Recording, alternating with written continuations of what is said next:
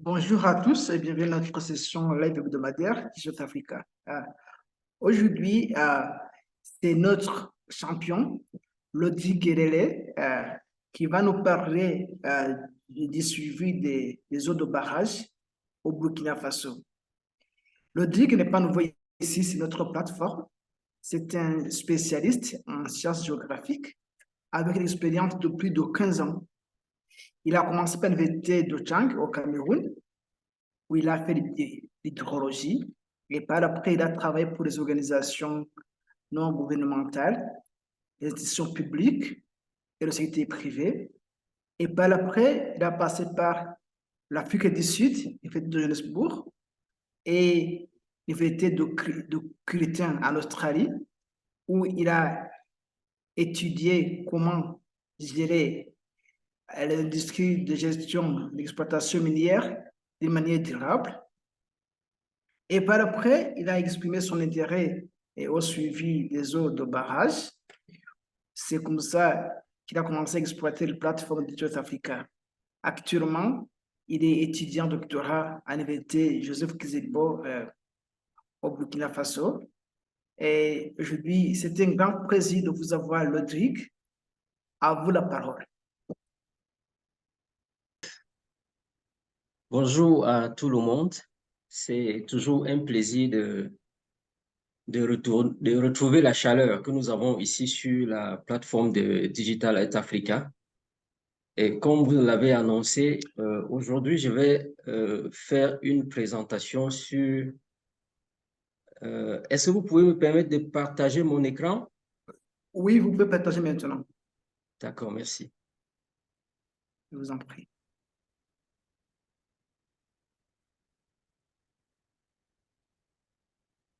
Merci. Voilà, Donc, est-ce que je vous disais, pouvez... aujourd'hui, nous allons parler de la surveillance des barrages au Burkina Faso à l'aide de l'outil Digital Health Africa.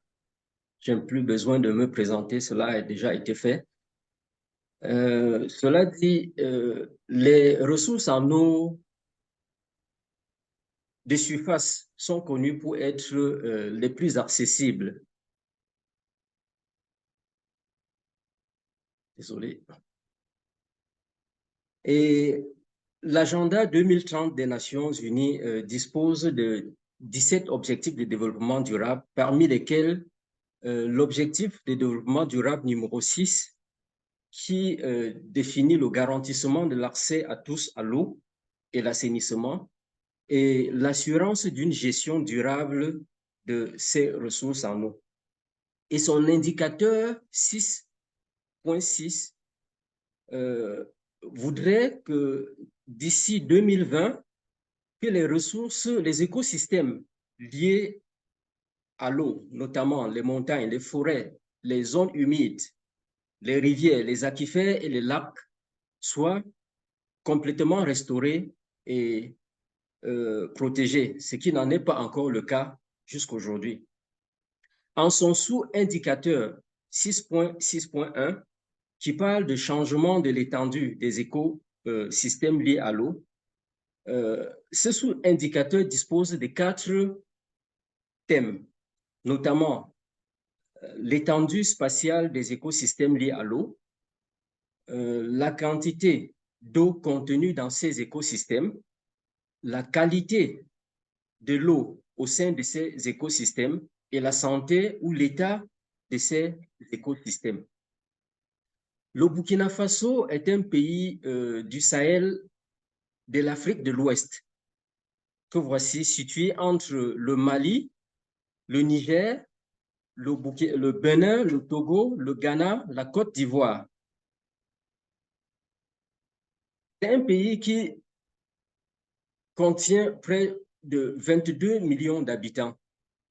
Sa croissance économique a ralenti de l'année dernière de 2021 à 2022 de près de la moitié. Et la baisse des activités extractives sur laquelle était presque posé l'essentiel de l'économie du pays est due à la crise sécuritaire. Nous avons également ces pressions sur de façon variable sur les ressources en eau, notamment les crises climatiques et sécuritaires. Ces ressources en eau de surface sont stockées dans les rivières, les lacs et les barrages. Pour de l'eau potable, la pratique de l'agriculture, l'hydroélectricité, l'abreuvement des animaux et enfin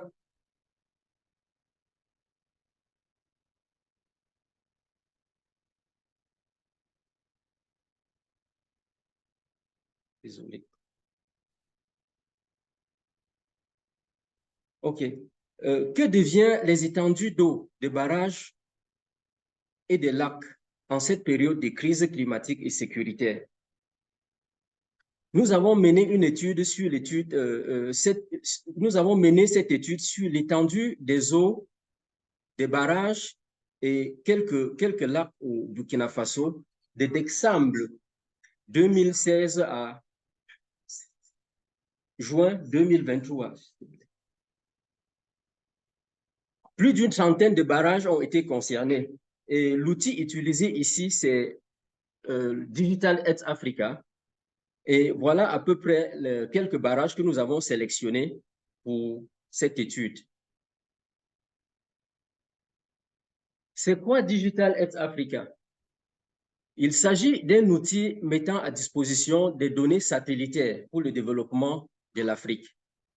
Des données qui sont entièrement gratuites, même pour des usages commerciaux. Des données d'observation de la Terre qui sont optimisées, incorporées pour le traitement web. Pour une visibilité complète, depuis les données jusqu'aux produits, disposant des différentes interfaces pour les différents besoins. Et là, c'est sur une plateforme d'apprentissage en ligne et des services d'assistance gratuits. Digital Health Africa dispose aussi d'une vaste bibliothèque d'outils orientés sur les objectifs de développement durable. Vous pouvez construire des analyses complètes sur votre sujet dans votre propre environnement. Nous avons là quelques éléments, quelques résultats qui ont été produits à travers l'outil Digital Health Africa en images.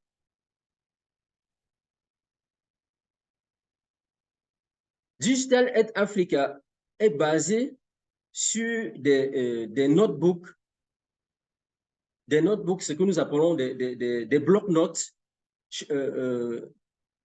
configurés dans le langage Python. Il y en a à peu près plus de 69 à ce jour qui sont développés sur des sujets variés, notamment l'agriculture et la sécurité alimentaire, les ressources en eau et risques d'inondation, la végétation, l'urbanisation, la dégradation et l'occupation des sols, les côtes marines et l'environnement marin, et le développement des capacités sur l'observation des données de la Terre.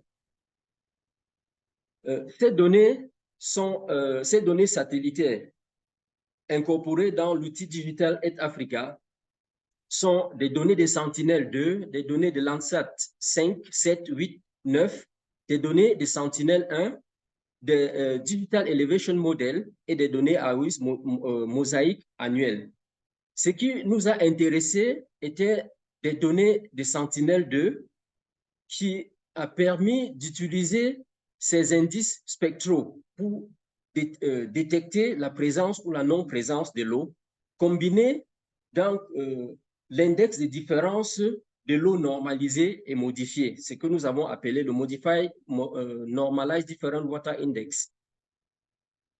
Cette mesure permet d'évaluer la capacité de stockage des barrages, de détecter des variations anormales ou des fuites, de prédire les risques d'inondation, d'observer les changements visibles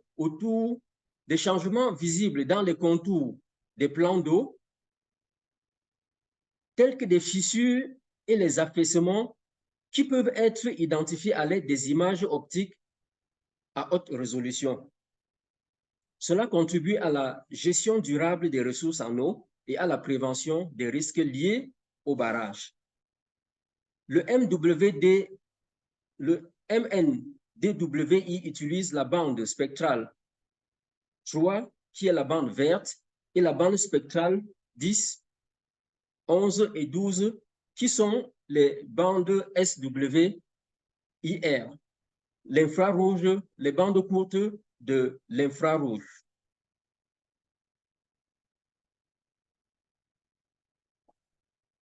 En ce qui concerne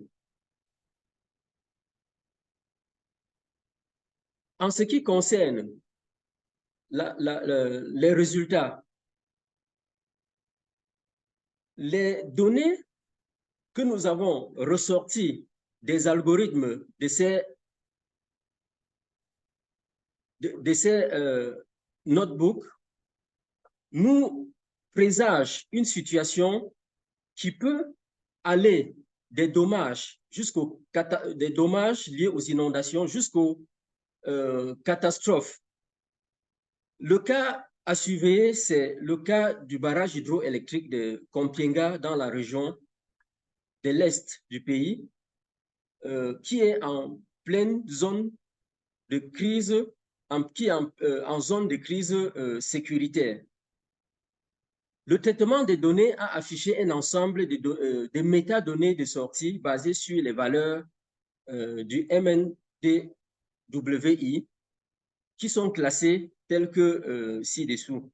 Les sorties communes, déjà, il s'agit des informations générales, notamment les bandes qui sont extraites pour mesurer, pour détecter les positions des eaux, les coordonnées, les références spatiales, le type de traitements qui sont effectués. En termes de sorties variables, nous avons organisé en série chronologique quaternaire. Premièrement, suivant des cartes de la superficie des plans d'eau. Deuxièmement, suivant des graphiques de variation de la supervision des plans d'eau. Et troisièmement, suivant des cartes de la superficie des plans d'eau en gain ou en perte.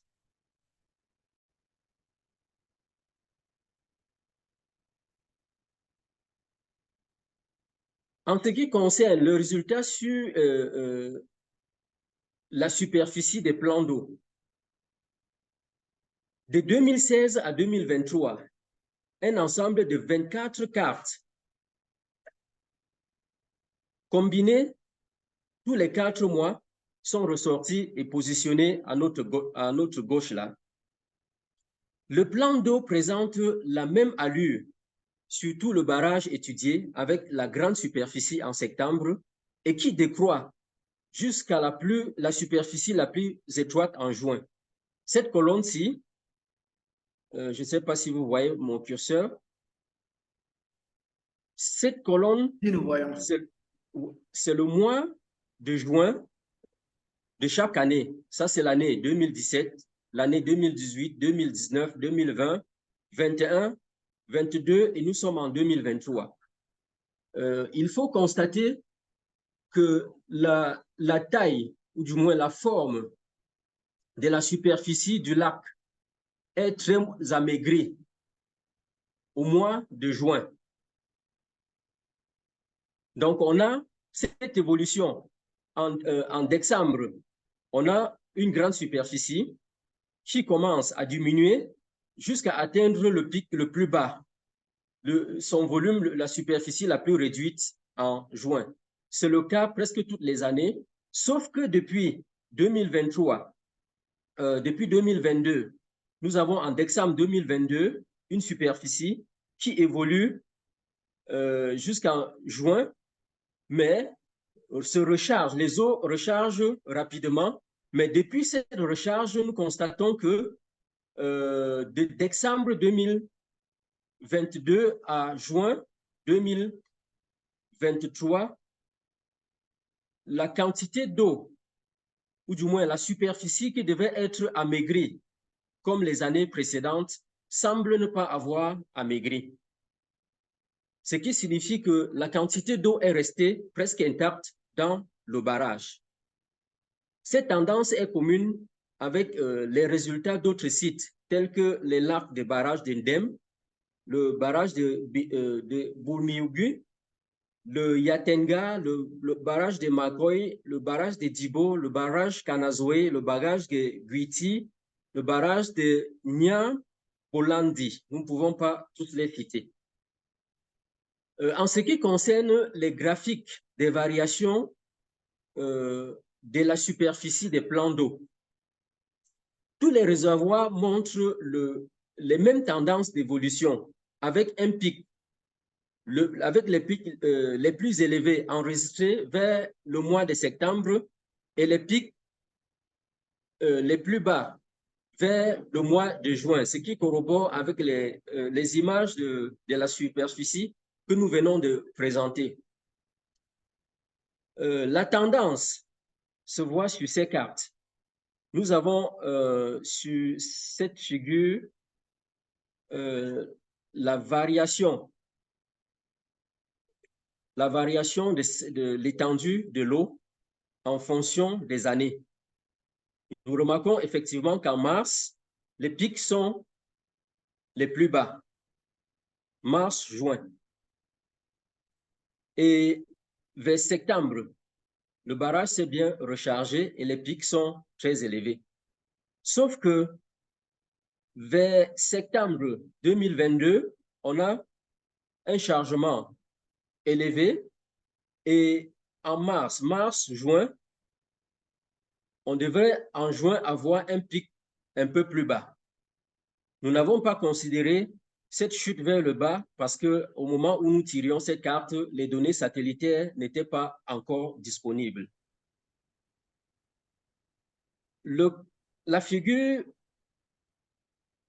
des dessous présente le barrage de Saba qui a pratiquement la même tendance, pratiquement vers le mois, à partir du mois de mars 2021, on note une évolution croissante de l'espace de la superficie des surfaces de l'eau. En ce qui concerne les cartes de la superficie des plans d'eau en gain ou en perte, nous réalisons sur cette carte effectivement que le bleu, water to no water, c'est la superficie d'eau permanente en tout temps pendant toute la période d'étude qui est estimée à près de 102,67 km². La partie no water to water signifie des parties où, pendant la durée de l'étude, à pied de l'eau. Donc, l'eau est en augmentation sur près de 82,33 km², ce qui nous donne une augmentation de près de 80% de la superficie permanente. Et là, nous étions en juin 2023 et les pluies de septembre, certainement, si rien n'était fait, on risquait d'avoir de sérieux problèmes avec ce cas. Il en est de même pour le barrage de Dibo, qui est également en augmentation. Le barrage de Dibo a augmenté de près de 28%. Nous avons cette bande verte. Néanmoins, nous avons quelques rares cas avec le barrage de Lumbila, par exemple, qui a une perte de près de 7 km², et le barrage de Souma, qui a une perte de près de 2,11 km² sur la superficie permanente. En termes de démo, nous allons quitter et aller sur la plateforme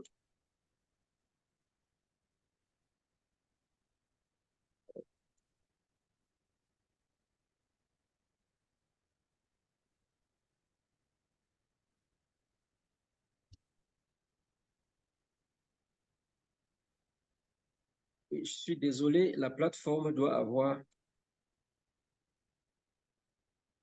des difficultés pour accéder à mon compte.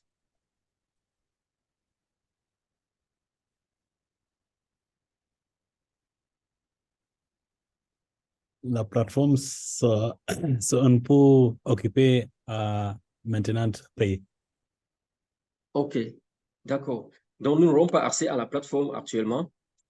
Désolé. Désolé. D'accord. Vous pouvez continuer par la présentation. Peut-être qu'on va partager notre book après. OK. Merci beaucoup. Donc, on va passer sur cette diapo et dire que les résultats que nous avons obtenus nous a permis de fouiller encore en profondeur et ça nous a permis de trouver des images de barrages en débordement, notamment le barrage à Liptougou, au sud des Doré, entre la frontière de la région du Sahel et la région de l'Est. Vous voyez, nous avons une image de 2014 ici. Le barrage est en place, presque plein. Et là, nous avons une image de 2018 où le barrage a complètement débordé avec des inondations. Et j'ai pris cette image avec des habitations le long du barrage, certainement en aval. Si on a des habitations, vous imaginez cette eau qui est en train de dévaler, toutes ces habitations seront en difficulté. Donc, nous dirons tout simplement que Digital Aid Africa dispose de l'espace pour accéder aux cours en ligne avec des exercices pratiques. Et si vous parvenez à prendre ces cours, vous pourrez avoir un certificat à la fin. Et Digital Aid Africa, notamment, dispose de beaucoup de partenaires.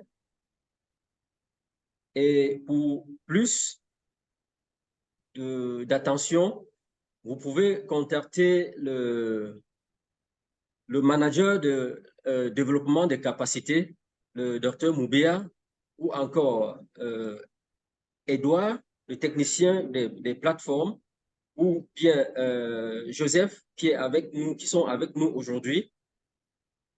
Et sur ça, je vous dis merci. Merci beaucoup, Rodrigue.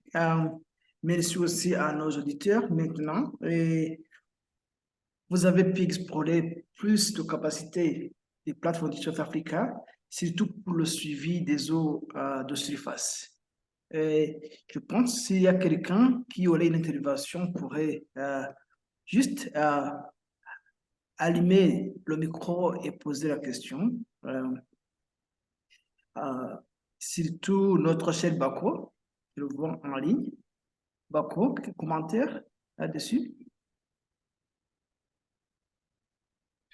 Oui, merci beaucoup Joseph, merci Ken, merci à tous ceux qui ont eu le temps de se connecter à cette importante présentation.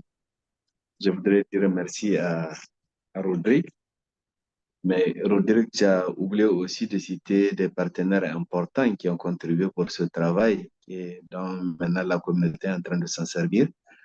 Parce que je me rappelle, en tant qu'institution partenaire, le Centre régional Agrimet a beaucoup contribué pour arriver à ce service-là.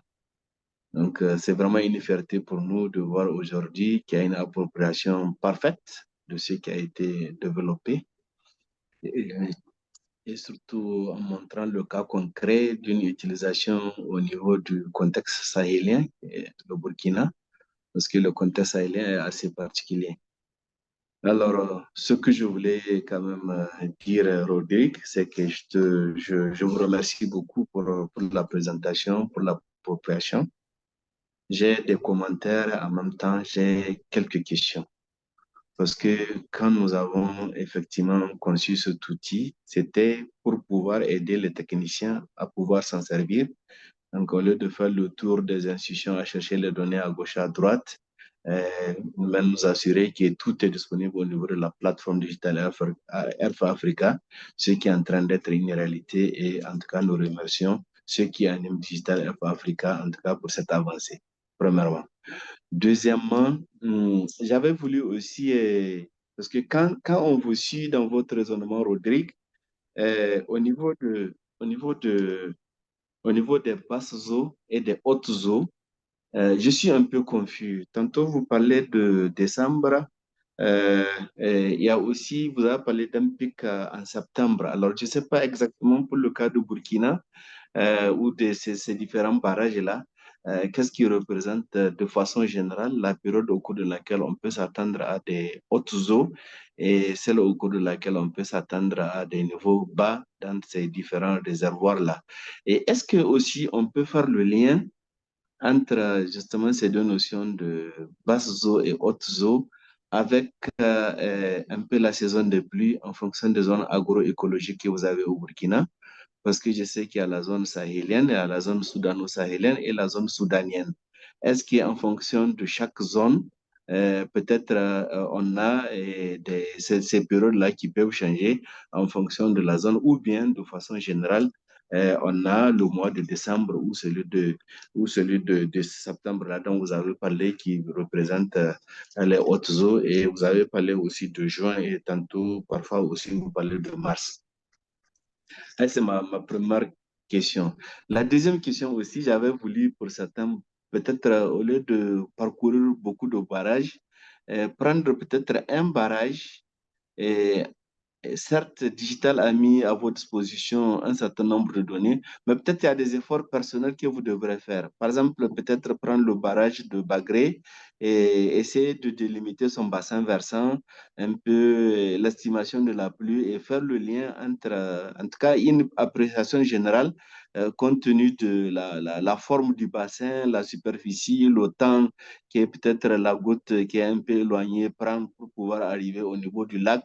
Tout ça, faire des commentaires comme ça, et peut-être scientifiquement apporter une valeur ajoutée à ce travail qui a été déjà fait. Je ne sais pas si pour tous ces barrages-là, vous avez les limites de leur bassin et quelle analyse vous pouvez faire entre le résultat que vous avez abouti et la forme des différents bassins versants qui alimentent ces barrages. Voilà, Rodrigue, à chaud, ce que je voulais dire, en tout cas, c'est plus de commentaires. À vous de voir ce que vous pouvez répondre. En tout cas, c'est ma fierté, en tout cas, de savoir que l'outil-là qui a été développé est en train d'être utilisé. Merci beaucoup. Au revoir.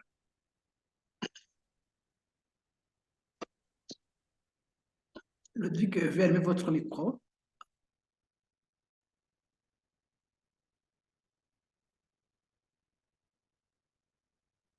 Ouais, désolé.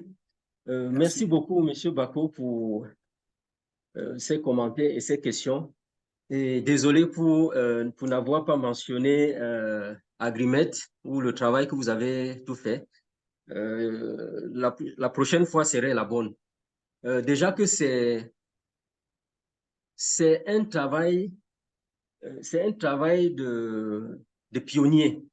Donc, nous avons pensé qu'il fallait observer déjà et avoir, à partir des résultats que nous avons obtenus, savoir de quel côté s'orienter.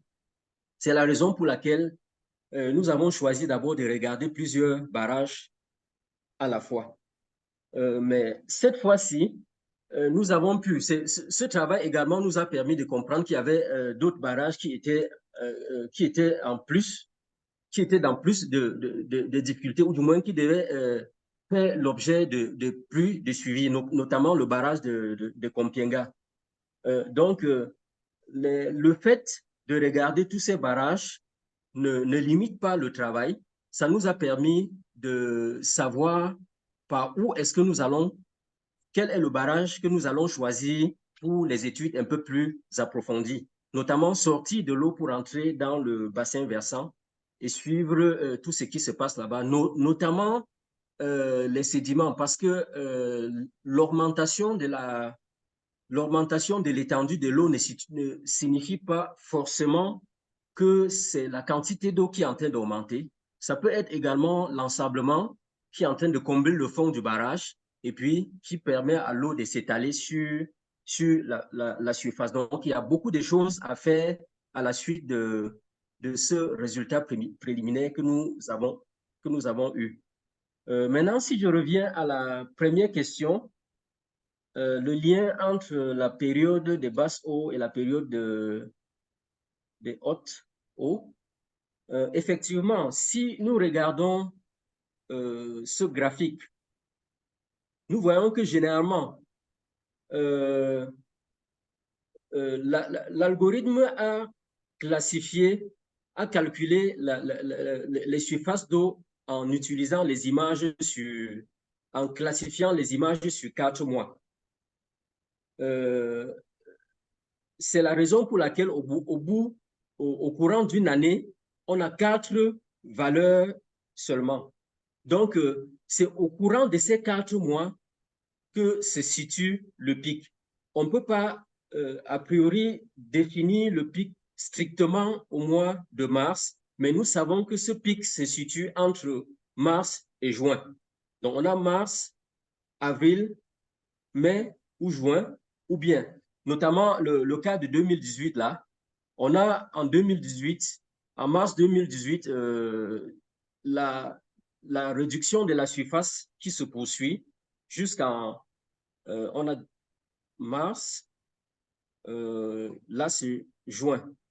Donc de mars à juin, la descente de la surface, la réduction de la surface se poursuit.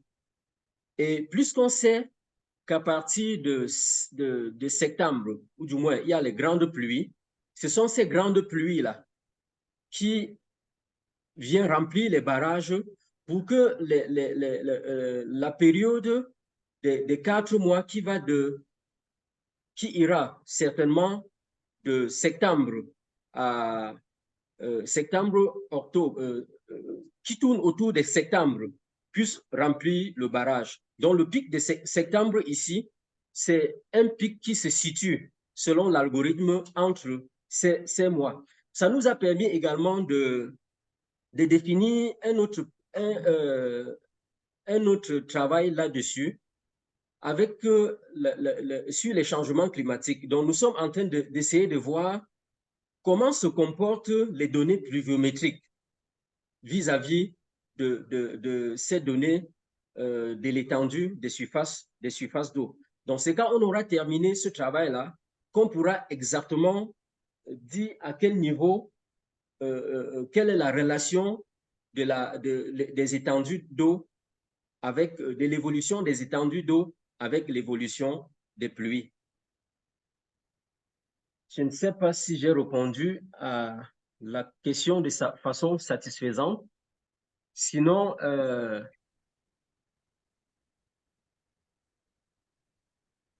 la question vous est retournée.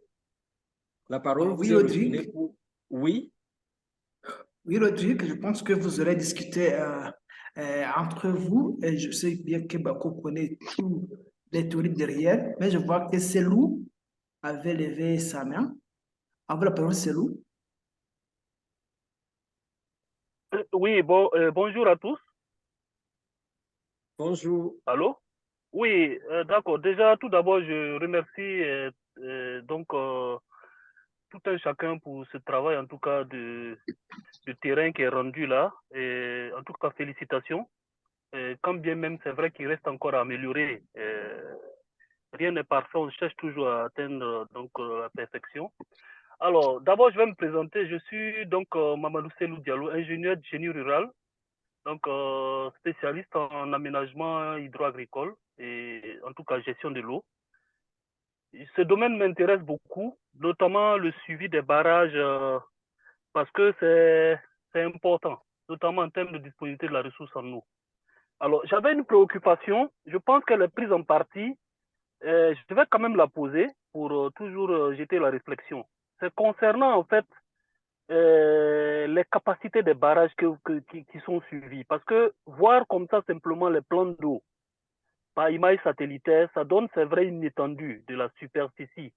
Donc, du plan d'eau, c'est vrai, aux plus hautes eaux, notamment lorsqu'il y a les crues, et puis également au plan d'eau normal et effectivement à l'étiage, Mais est-ce qu'il y a possibilité de faire une corrélation avec un lien avec justement ces plans d'eau avec leurs capacités, notamment les courbes hauteur-volume, en intégrant bien sûr les niveaux d'ensablement au niveau des bassins versants? C'est une réflexion parce que ma préoccupation, c'est ça. Il ne suffit pas de voir juste la superficie pour dire que le barrage est rempli. S'il est envasé, c'est clair que il y a forcément la capacité du barrage utile va diminuer. Pour le cas spécifique du barrage de Bagré que je connais très bien, pour avoir travaillé 7 ans et demi donc à Bagré, notamment dans le projet pôle de croissance de Bagré, je sais que en 2016, nous avions commandité une étude du niveau d'ensablement qui nous disait qu'environ 200 millions de mètres cubes de vase existaient sur la capacité totale du barrage qui était à l'époque 1,7 milliard. Donc, vous voyez que le volume utile était autour de 1,5 milliard. Mais dans la littérature, on continue de dire que le barrage faisait 1,7 milliard.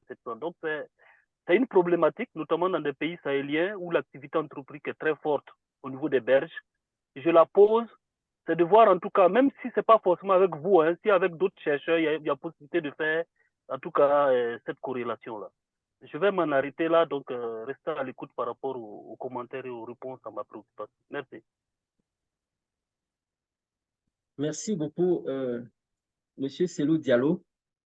C'est une très bonne préoccupation. Je pense que, comme je le disais tantôt, on a mis les bases d'un projet, on a mis les jalons pour un travail à faire qui sera très long. Nous n'allons pas nous arrêter en chemin. Donc, pour l'évaluation de la quantité de l'eau, du volume de l'eau dans les réservoirs, je pense qu'un travail, normalement, est en train de se faire dessus. Et je vais laisser les techniciens de la plateforme de Digital Health Africa pour pouvoir répondre à cette question. Joseph, s'il y a des possibilités, si nous avons aujourd'hui des algorithmes déjà capables d'évaluer le volume de l'eau dans le barrage, c'était sa préoccupation. En fait, jusqu'à maintenant, on n'a pas pu développer cette application pour déterminer le volume. Mais on a déjà noté votre intervention. Toujours, nous développons des outils selon la demande des utilisateurs. Et je pense que Bakou de la Grimette est en train de intervenir. À vous la parole, Bakou. Oui, merci beaucoup, Joseph. En tout cas, je remercie Diallo pour cette question. Effectivement, dans les échanges avec les partenaires de Digital Africa, à un moment donné, nous savons qu'au niveau de l'Australie, qui est peut-être, en tout cas, qui est le modèle dans le domaine de l'utilisation des données d'observation de la Terre, parce qu'il faut rappeler quand même aux participants à ce webinaire ou bien à ces échanges-là, que c'est parce que l'Australie a développé un outil très performant quant à l'utilisation des données d'observation de la Terre, qui est le Géo de façon générale a demandé à ce que ce qui a été fait en Australie puisse être répliqué au niveau du continent africain. Et c'est ça que nous essayons de dérouler. Et les concernant, donc, les Australiens, ils ont développé justement un algorithme qui permet d'estimer le volume de l'eau dans les mares ou dans les plans d'eau. Je me dis quand même que si cet algorithme a marché là-bas, il n'y a pas de raison aussi qu'on ne puisse pas l'expérimenter au niveau de l'Afrique. Et je sais que moi, dans tous les échanges là, j'essaie de pousser pour que l'estimation du volume d'eau dans les différents plans d'eau ou bien lacs ou bien les mares, que ça puisse être une réalité parce que, comme vous le savez, il y a certes l'irrigation, vous avez aussi le pastoralisme. Donc, on veut savoir quelle est la quantité d'eau qu'il y a au niveau des mares afin qu'on puisse mieux organiser, en tout cas, les gens qui sont intéressés par le pastoralisme dans la région pastorale de ce que nous avons au niveau du Sahel. Donc, c'est pour dire à Diallo que ce n'est pas encore prêt, mais les réflexions sont en cours et je me dis quand même sous peu, ou bien en tout cas dans les années à venir, attendez-vous à avoir un algorithme qui permet d'estimer le volume d'eau des barrages et aussi des différentes marques que nous avons dans la sous-région. Merci beaucoup. Merci beaucoup, Bako. Je tiens à mentionner que vous êtes partie de notre comité de conseil technique. Alors, merci pour l'intervention. Et on a eu beaucoup de gens ici. Et je ne vais pas présenter tout le monde. Mais merci à Rodrigue. Si vous avez un mot à ajouter avant de clôturer, sinon vous avez partagé votre email dans le chat.